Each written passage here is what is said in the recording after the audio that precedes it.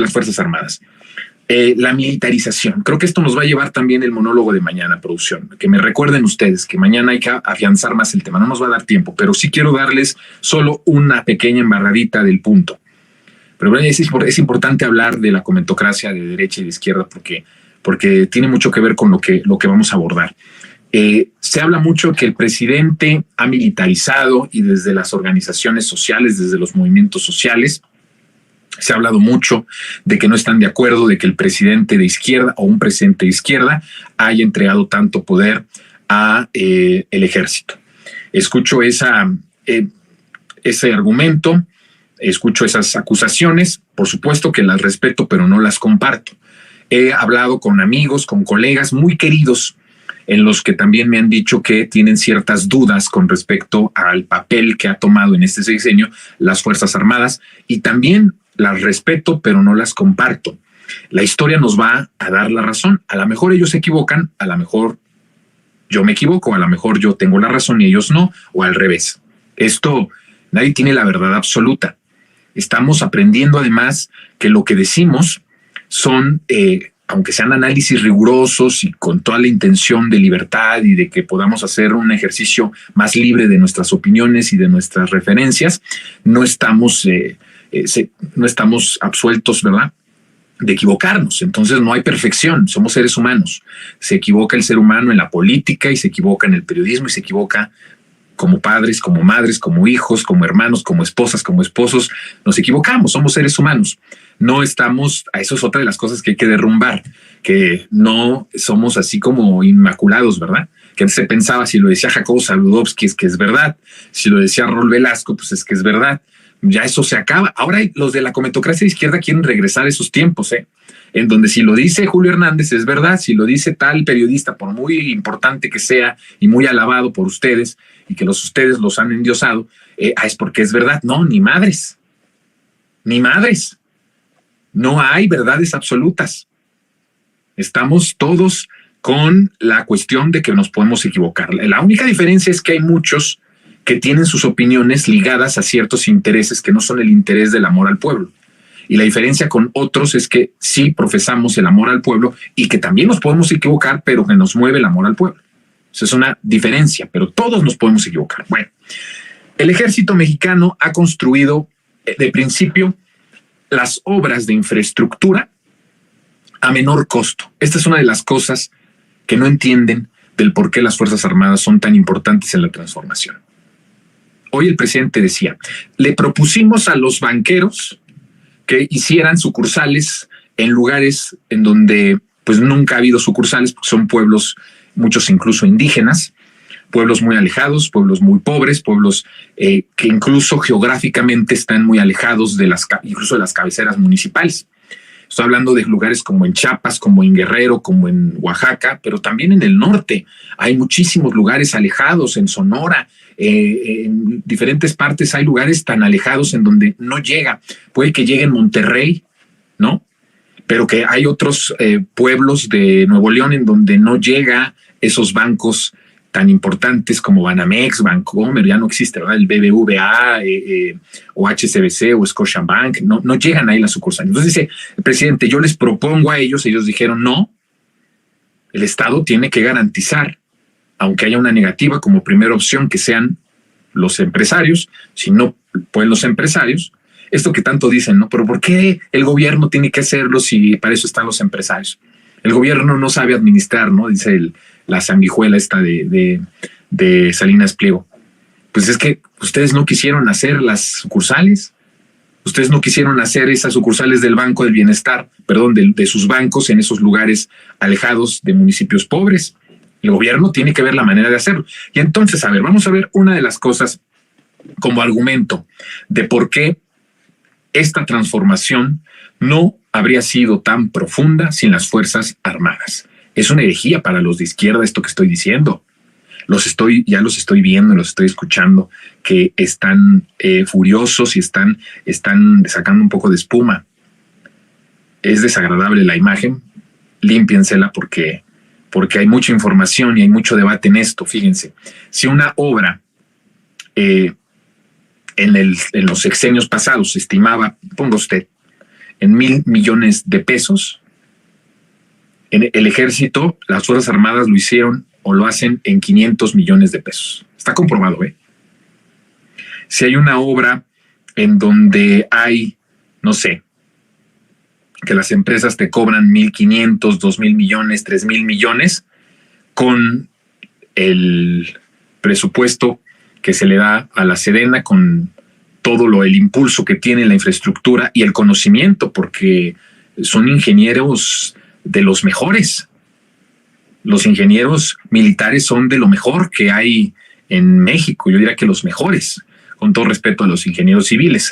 Tengo muchos amigos ingenieros civiles que han de estar también enojados por lo que estoy diciendo. No, hay muchos buenos en unos y en otros, pero los ingenieros militares son verdaderamente de primer orden, una cosa tremenda. Vamos al aeropuerto de Felipe Ángeles. La obra que iban a hacer los empresarios en Texcoco, acuérdense ustedes, era una obra de más de 300,000 millones de pesos. El que se hizo Felipe Ángeles, construido por los militares, costó 75 millones de pesos. Imagínense ustedes, menos de la mitad de lo que iba a costar con los contratistas, los empresarios y todo el imperio, ¿no?, que iban a hacer ahí de beneficio personal y de beneficio de los grandes millonarios.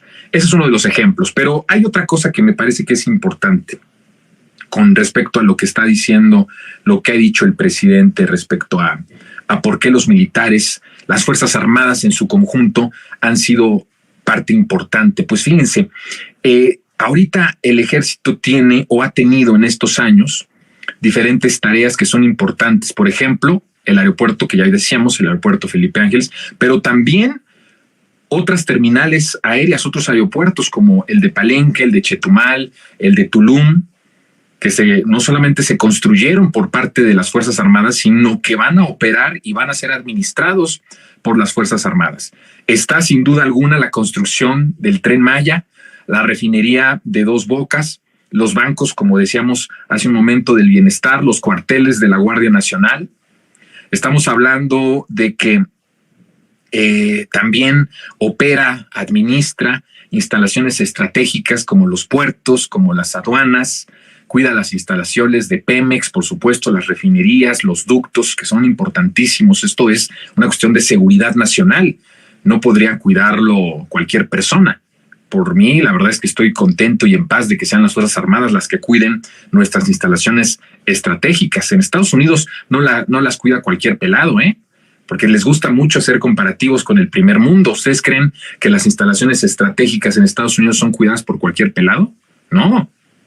Tiene que ser los que pueden tener la preparación, la infraestructura, la vocación, la lealtad, y no hay en estos momentos, en cuestión de seguridad, alguien con más lealtad que el pueblo uniformado, que es el ejército. Entonces, nuestras instalaciones estratégicas, en buena hora, y qué bueno que sea la Sedena y que sea la Marina la que los cuide y la que esté cuidando y protegiendo esos lugares. Bueno, también en materia de salud, imagínense usted que el ejército, la Marina, que antes violaba derechos humanos, que antes obedecía a un presidente civil para censurar, para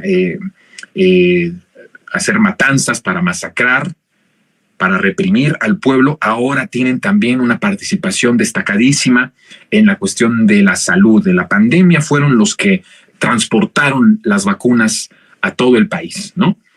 Por las Fuerzas Armadas fuimos vacunados todas las mexicanas y todos los mexicanos. Bueno, también para la campaña de vacunación estuvieron presentes el manejo de equipos médicos, la reconstrucción de hospitales. Estos hospitales cascarón que decía Calderón que él inauguró uno por día en su sexenio, pues ahora con las Fuerzas Armadas en tiempos de la Cuarta Transformación, en vez de ir a violar derechos humanos, en vez de reprimir, están construyendo y reconstruyendo, ¿verdad? Y terminando también todos estos hospitales que se dejaron pendientes. También tienen las labores de Sembrando Vida en el campo, en la reconstrucción y operación de bancos del bienestar también, como ya lo habíamos dicho. Bueno, estamos hablando que en estos momentos las Fuerzas Armadas están involucradas en tareas de dependencias del gobierno, es decir, coadyuvan o literalmente están involucradas de manera directa y son protagonistas de acciones que le corresponden a 20 dependencias. Están en el área de seguridad, están también en el área de salud, incluso en el área de investigación, de educación, de comunicaciones, de energía, de hidrocarburos, entre otros. ¿Cuál es el resultado de que las Fuerzas Armadas estén en todos estos espacios que acabo de enumerar? Que se pudo ahorrar mucho presupuesto de inicio en la asignación de las obras. Estamos hablando de 300,000 millones, que fue lo que costó o lo que iba a costar más bien el aeropuerto de Texcoco. Estamos hablando de 300,000 millones a 75,000 millones haciéndolo el ejército. Eso es más del 50% de ahorro. Pero además les doy otro dato.